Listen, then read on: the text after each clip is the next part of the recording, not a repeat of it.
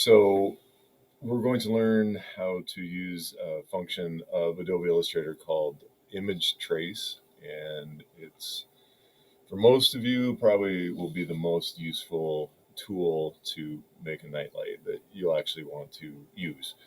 And what image trace does is it converts a pixel based file like a JPEG or a PNG into a what's called a vector. And that's what the laser engraver really wants to see. It struggles with those pixel based images, and sometimes they don't even work. We've had a lot of disasters back in the day when I tried to use other programs that were not vector based. And with the vector, what you see on screen is what you'll get with the laser. Okay. So to start with, we need to make a new artboard. So new file.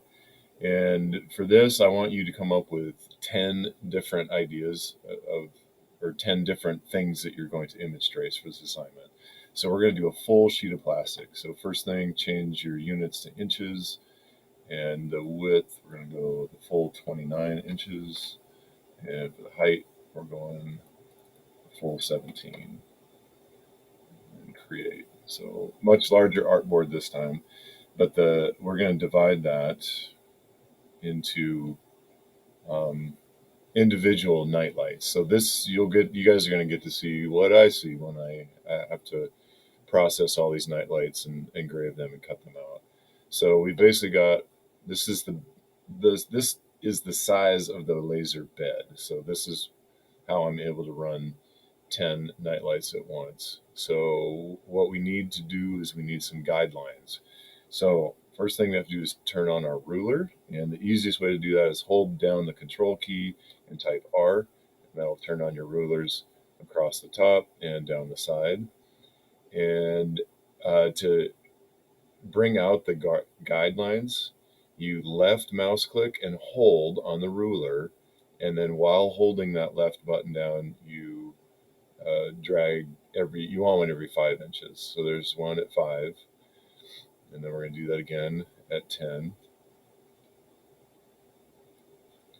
That one's a little off, but it's okay. Just get as close as you can. Sometimes you can nail it, and sometimes you can't. So these guidelines are invisible to the laser. The laser will just ignore them. So at 20, I think I was a little off. Boy, sometimes it's hard to get it right on. This one's being stubborn. Okay, close enough. And then one more at 25 right there. Okay. Now we need to do the same thing coming from the top. And for this one, I guess the nice thing is that we just need to do one right at 8 inches. Because remember, the nightlight is 5 by 8. And I'm not going to bother putting it, I guess maybe I should.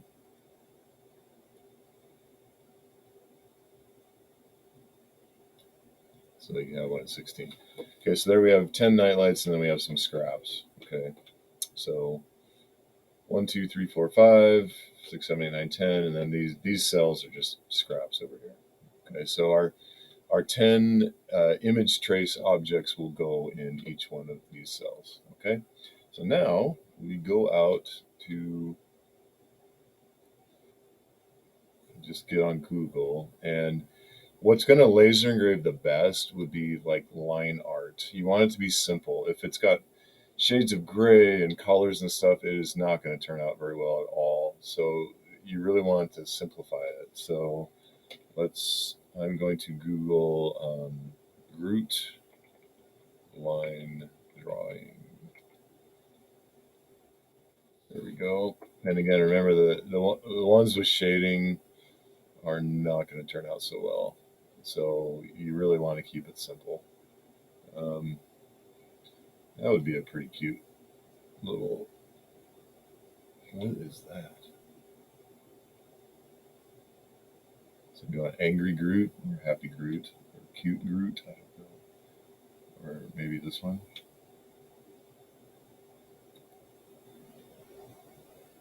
Sure, why not? So you just right click on it and you go copy image. Then you jump back to Adobe Illustrator. You go Edit, Paste, or Control V. Okay. Now, right now, it's still some kind of a pixel-based image. I forgot to look to see what it said. What is it? It's not telling me, but oops, didn't want to do that. It's something. I'd have to probably save it to find out what it is. Block that. Close that. Go back to Illustrator. Um, so what we need to do is convert this into a vector. So we need to go Window, and we're looking for a tool called Image Trace right here. Okay, and we want mode black and white. Yeah, perfect. Trace. Okay, and you see how it changed a little bit? It kind of sharpened it up. Now sometimes it's going to change things for the better. You'll actually like what you see. Um, sometimes it won't work. Sometimes it might be just a big black blob or have a lot of black. So some images, especially if you get one that's color or shaded, it's going to be a struggle.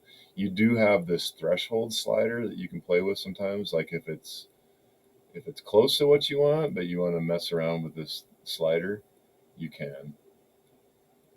Because you see, we're getting rid of this watermark, which is great. We're not going to be able to get rid of that. So I have another idea for that here in just a minute. I need to shrink this down, though, to fit it in our cell. It's a little bit too big. So I do that by getting the selection tool and hold down the shift key. The shift key, that makes sure that the proportions won't change. And I don't know why his face went away. That was weird. Why would that happen? Control Z. Okay. I'm not sure what happened there, but I must have done something on accident. Don't forget, we need the art can't be too large because we are going to need some room down here for that tab. That tab is about 3/4 of an inch, so I could make it bigger, but I also need to customize this somehow because you can't just take someone else's artwork and use it freely. You need to modify it. So this is a starting point. For a lot of people, the easiest thing to do would be to do some kind of like a word bubble or a thought bubble.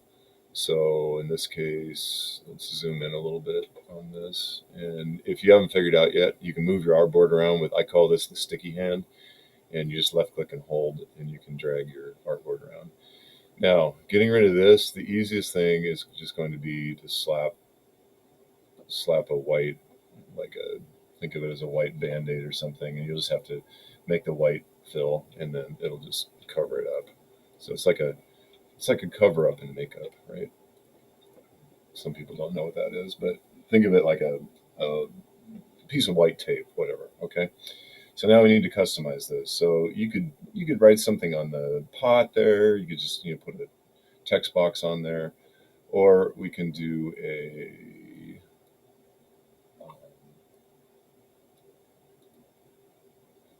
we can do a word bubble or a thought bubble. But if it's a speech bubble, you know what those look like? They're used. Oops, I gotta deselect that. Cancel. Just deselect. Okay. Looks like I have no stroke. So I want black stroke. So wherever it's black, that's the laser engraver will engrave the black. If it's white, it's not going to do anything. So all those black lines and the eyes and stuff, that will be engraved. It'll be like etched into the plastic. Okay, so I've got the start of a word bubble, but now I need a triangle as well, right? So I could use the polygon tool or the star tool, and I'm just going to draw a star. And actually, I could just use that star, honestly, or I could turn it into a triangle. And then, hopefully, you guys are one step ahead of me. You could use another tool that we know called the Shape Builder tool, and you just combine these three, and now we have a nice word bubble. So what does Groot say? Well, there's only one thing that Groot says, and that is I am Groot, right? I am Groot. Oh, it's capital G. We can do question mark because like this is baby Groot. He's still in a pot. We need to change that font to something more Groot-like.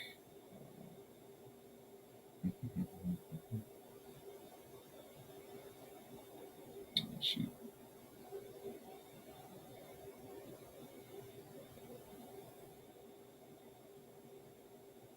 this is taking too long. How about this? No. Oh, let me see if to do that first.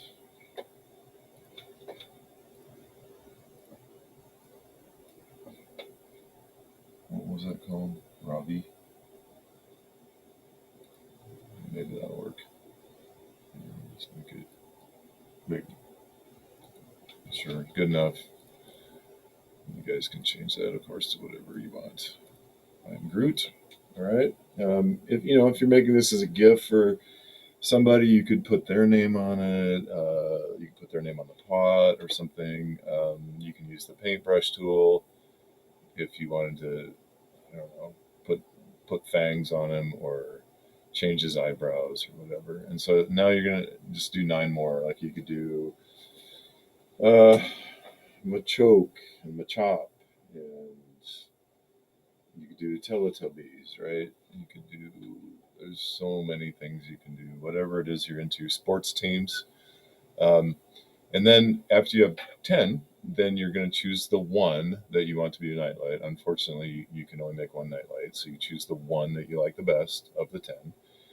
And then you'll just copy and paste that onto a new 5x8 artboard, and then you'll have to do the cutting path. And I will show you probably on Thursday how to do the cutting path. And then we need to have the nightlights all done by Friday.